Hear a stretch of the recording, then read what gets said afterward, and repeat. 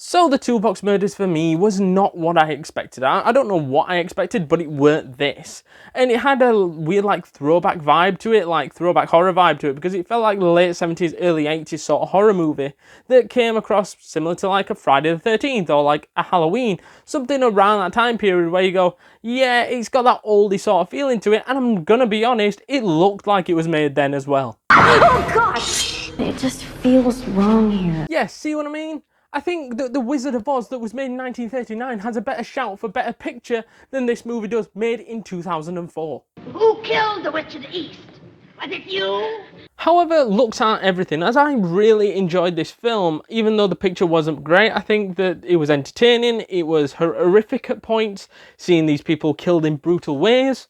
However, the main thing that I really enjoyed about this film after the first 30 minutes, because the first 30 minutes was a bit of a slow burn, I'm not going to lie, but after the first 30 minutes, I felt that the mystery really got going.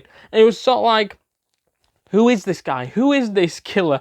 Who is this guy behind the mask? Because I was really interested in that sort of thing, because I love Scream, I Know What He Did Last Summer. These sorts of films that cover this mystery element of guessing who this guy is. Sometimes it can be somebody on screen, sometimes it's not. And this was one of the occasions where it weren't somebody on the screen, but it made you think it was.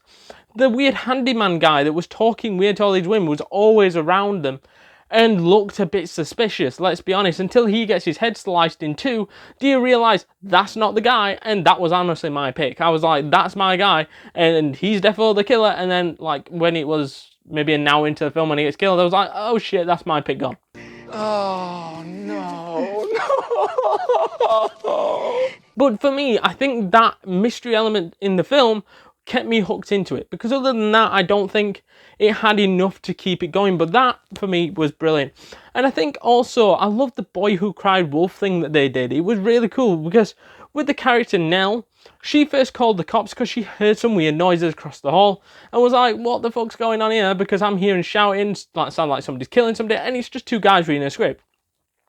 However, she shuts the door, the police are like, we've come out here for nothing, this is a false call, next time just knock on the door and ask them, sort of vibe.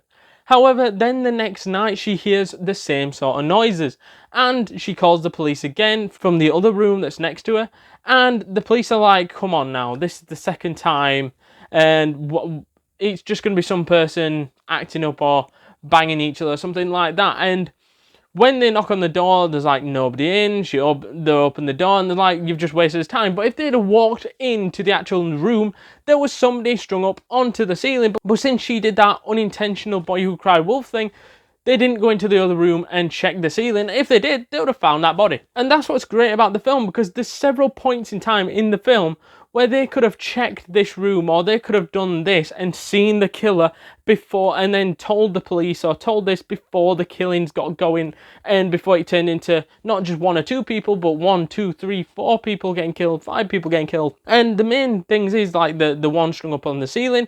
And the second time was when Nell asked to look at the video that the kid had recorded of the woman across the hall, and he actually captured the moment where he got killed, and he didn't even realise it. And another thing that could have been improved was probably the plot, as the plot could have done with a bit of improvements in there and really get it right, as it felt like you had the basic thing of the killer who was going around killing people from this hotel or whatever, but I didn't really get much information on this killer. Why was he doing these things? We didn't get much character development in there with certain characters.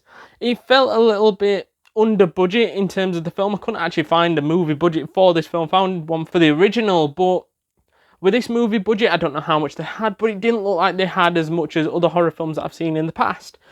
And you could definitely tell that.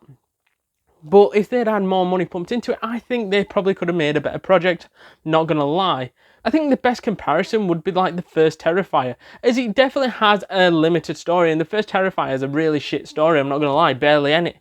But then the slasher stuff makes up for that, and in this movie, I think the slasher stuff is on point. I don't think the story is bad at all in this movie, but I do think it should have had a bit of improvements, a bit of backing, and it could have been like the perfect story for this film. And you, like I said, you would have been looking at a 7 or 8 out of 10 if they'd have got certain little things right, or certain little things would have been changed in the film.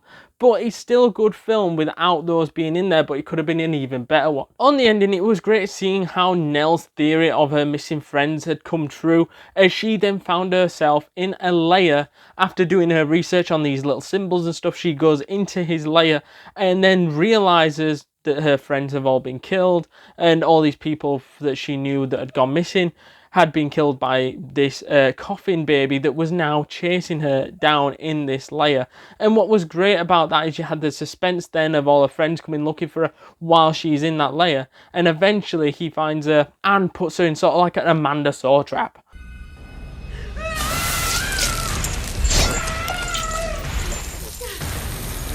Yep, you can see there, unwinnable. And I think that was really, really fun and enjoyable, because then her boyfriend comes and saves her before she gets sawed in two, and then it looks like he's died and the film's about to wrap up, but then he emerges from the dead by the looks of things, or emerges from being buried under like shelves and whatever, and then he comes and attacks Nell again.